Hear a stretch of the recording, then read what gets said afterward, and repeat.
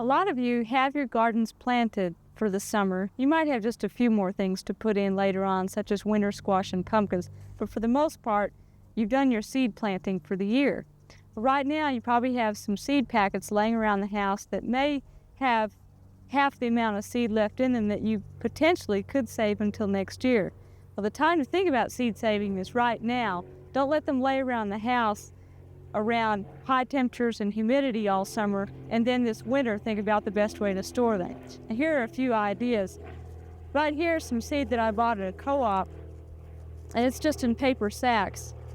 And I certainly wouldn't want to leave that laying around a hot, humid place all summer. The seed will lose its germination percentage.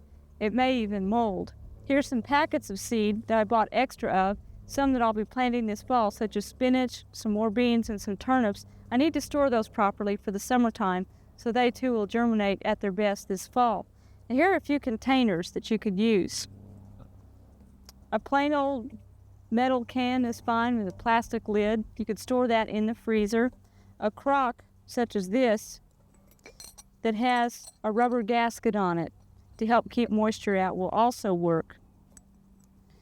A tin can such as this with a tight fitting lid will help keep insects out also. Or any glass containers such as these jars or old film canisters, metal film canisters. Any of those will work, and any of those could be put in the freezer.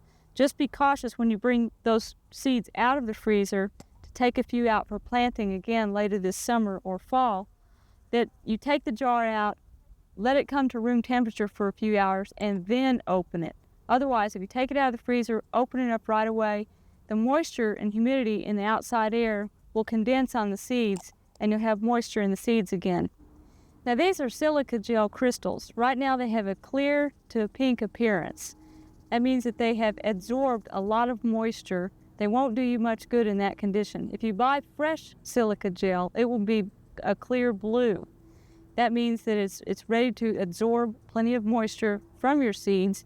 If you have silica gel such as this, or if you get packets in camera equipment or other equipment that is shipped to you, usually it will have absorbed a lot of moisture already. You can dry that out in your microwave oven and reuse it, storing it with your seeds to help keep moisture away from the seed.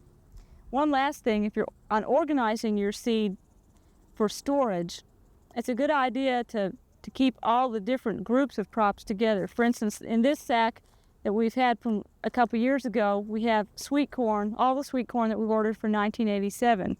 It's all in one place. If we ever need to find it, we can. Now, some seeds store longer than others. Sweet corn has about a 2-year life on it. So these packages will be discarded. Onions, you have about 1 year.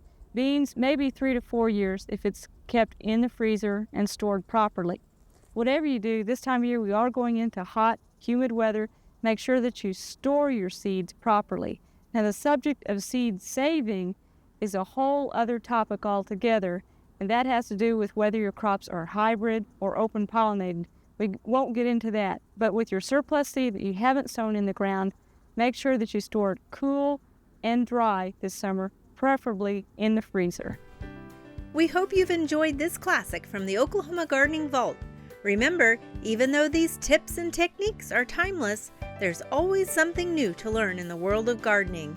By subscribing to both Oklahoma Gardening and OK Gardening Classics, you'll have access to a wealth of gardening knowledge, both classic and contemporary.